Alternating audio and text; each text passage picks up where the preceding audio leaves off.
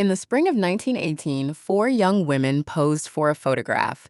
They were the daughters of the most powerful man in Russia. They had grown up in palaces, surrounded by servants, jewels, and the certainty that their lives would always be charmed. Within months, they would be dead. All of them. Gunned down in a basement, their bodies burned with acid, their remains hidden in a forest for nearly a century. But here is the strange thing. For decades after their deaths, the world refused to believe they were gone. Women appeared across Europe claiming to be Anastasia, the youngest. Books were written, movies were made, courts debated, fortunes were promised.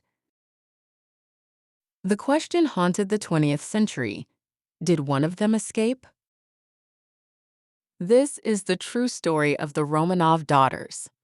The princesses who lived like royalty, died like criminals, and became the most enduring mystery of the modern age.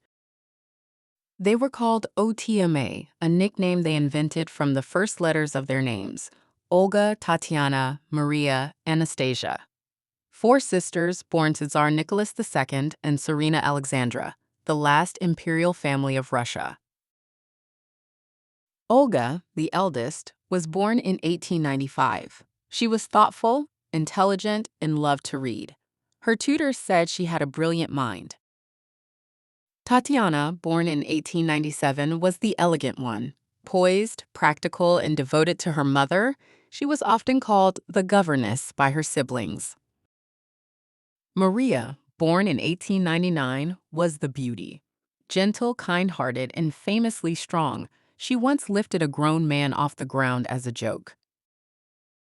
And Anastasia, born in 1901, was the youngest, the family clown. She climbed trees, told jokes, and made everyone laugh. Her grandmother called her the little imp. They lived in a world of unimaginable privilege. The Alexander Palace, their home, had 200 rooms. They had their own yachts, their own trains, their own servants. They wore dresses made of silk and played with Fabergé eggs. But their world was already crumbling. Their brother, Alexei, was born in 1904 with hemophilia, a condition that meant any bump or bruise could kill him. Their mother, desperate to save him, fell under the spell of a mysterious monk named Rasputin. The Russian people whispered that the royal family was cursed. And far away in the factories and villages of Russia, ordinary people were beginning to starve. In 1914, war came. By 1917, Russia had lost millions of men. The people had lost faith in their czar. In February, the monarchy fell. Nicholas abdicated. He was no longer emperor. He was simply Citizen Romanov, a prisoner in his own palace. The girls did not understand what was happening. They asked their father when they could go home. He did not answer. The family was moved first to Tobolsk, a remote town in Siberia. They lived in the former governor's mansion, surrounded by guards who treated them with contempt. For the girls, it was a strange adventure at first. They chopped wood, grew vegetables, and learned to live without servants. Anastasia wrote cheerful letters to friends, describing the snow and the long walks. But the letters were censored. The guards watched their every move. They were not prisoners, not yet, but they could feel the walls closing in. In April 1918, the family was moved again, this time to Yekaterinburg, an industrial city in the Ural Mountains. They were taken to a house that would become their tomb. The APF house was surrounded by a high wooden fence. The windows were painted over so they could not see out. The guards were brutal men who carved pornographic drawings on the walls and sang revolutionary songs beneath their windows at night. The girls were allowed to walk in the garden for only half an hour each day. They had no news from the outside world. They did not know that the Civil War was raging or that the White Army, loyal to the old regime, was advancing on the city. They did not know that their captors were growing afraid. The Tsarina and her daughters spent their final weeks doing something desperate. They took the diamonds, emeralds, and pearls they had managed to hide, sewed them into the linings of their corsets and dresses. They thought they were preparing for escape. In fact, they were preparing for something else entirely. On the night of July 16, 1918, the family was ordered to dress quickly and go down to the basement. They were told there was danger in the city. They needed to be photographed to prove they were still alive. It was a lie. The Tsar carried his son, Alexei, who was too weak to walk. The Tsarina followed, then the 4 girls, then the family doctor and 3 servants who had refused to abandon them. 23 people in a room meant for half that number. They waited. They arranged themselves for a photograph that would never be taken. Then the door burst open. A dozen armed men rushed in. Their leader, Yakov Yurovsky, read a single sentence. In view of the fact that your relatives are continuing their attack on Soviet Russia, the Ural Executive Committee has decided to execute you. The Tsar had time to say one word. What? The shooting began. Nicholas died instantly. The Tsarina crossed herself and fell. The servants collapsed. But the girls did not die. The bullets ricocheted. They bounced off the diamonds sewn into their clothing, creating a storm of metal in the small room. The shooters kept firing, but the girls kept screaming. It took 20 minutes to kill them all. When the shooting stopped, some were still breathing. The executioners finished them with bayonets and rifle butts. The youngest, Anastasia, was bayoneted multiple times. She was 17 years old. The bodies were taken into the forest, stripped, and thrown down an abandoned mine shaft. When the shaft proved too shallow, they were retrieved, loaded onto a truck, and taken to another location. There, the executioners poured sulfuric acid on the faces to make them unrecognizable. They smashed the bodies with rifle butts. They burned 2 of the children, Alexei and one of his sisters, and buried them separately from the rest. The killers went home. The bodies lay hidden for 73 years. The next day, the Bolsheviks announced that Nicholas had been executed. But they said nothing about his wife and children. They told the world the family had been taken to a safe place. This was a lie, and it was the beginning of the greatest mystery of the 20th century. In the chaos after the revolution, rumors spread. Perhaps the girls had escaped. Perhaps the guards had helped them. Perhaps one of them was alive, hiding somewhere in Europe. And then, in 1920, a woman appeared in Berlin. She had tried to drown herself in a canal. She was pulled out and taken to a mental hospital. She had no papers, no memory, no name. The nurses called her Fräulein Unbekannt, Miss Unknown. For months, she refused to speak. When she finally did, she told a story that would captivate the world. She said she was Anastasia Romanov. Her claim was impossible to prove and impossible to dismiss. She bore a vague resemblance to the real Anastasia. She knew details of palace life that seemed authentic. Some members of the Romanov family believed her. Others called her a fraud. For 60 years, she fought for recognition. She sued in German courts. She gave interviews. She became a celebrity. Books were written. A movie was made. The story of Anastasia became a legend. Anna Anderson died in 1984 in Charlottesville, Virginia. She never proved her claim, but she never gave up. By the time she died, the world had largely forgotten her. But the mystery she represented had not died with her. Was she really Anastasia? Or was she, as her enemies claimed, a Polish factory worker named Franziska Szankowska? The answer lay in a forest in Russia. In 1991, the Soviet Union fell, and with it, the secrets of the communist regime began to emerge.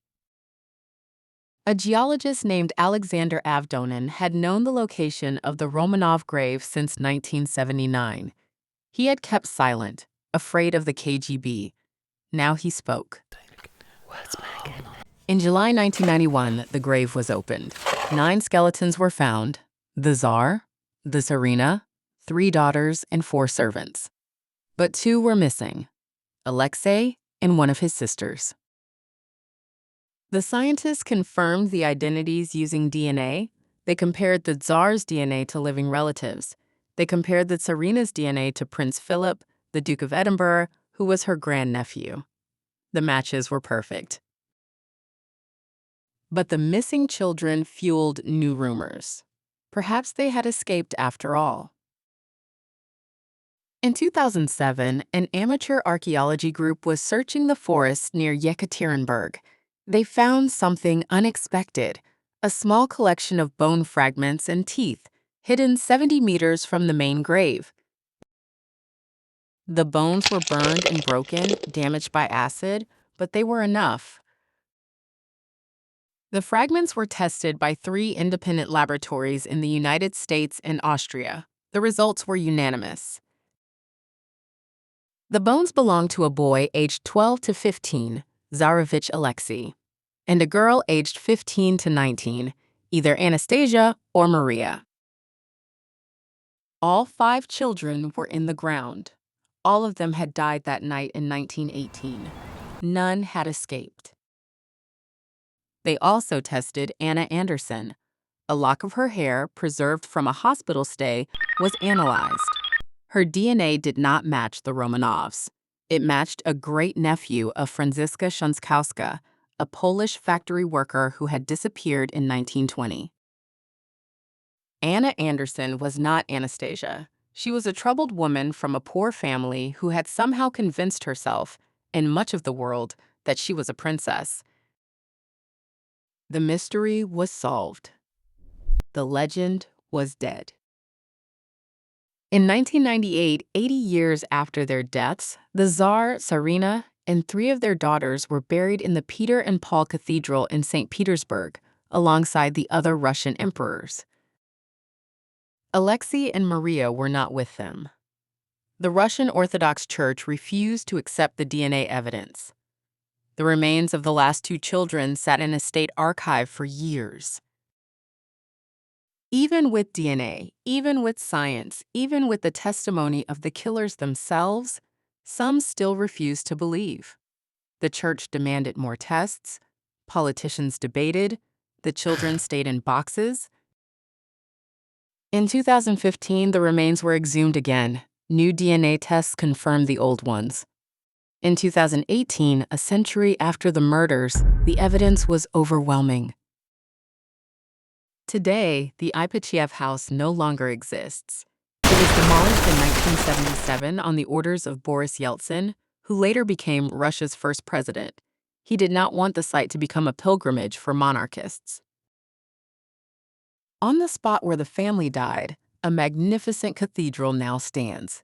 It is called the Church on the Blood. Visitors come from all over the world. They light candles, they pray, they remember. Olga, Tatiana, Maria, Anastasia. 4 girls who lived in palaces and died in a basement. For decades, the world wanted to believe that one of them survived.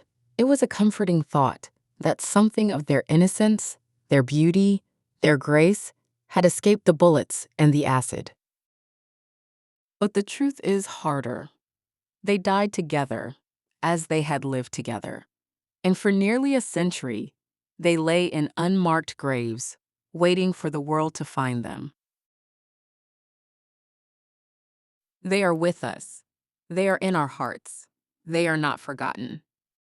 A Visitor at the Church on the Blood, 2026. So what do we learn from this story? We learn that history is not always what it seems. We learn that legends can outlast facts.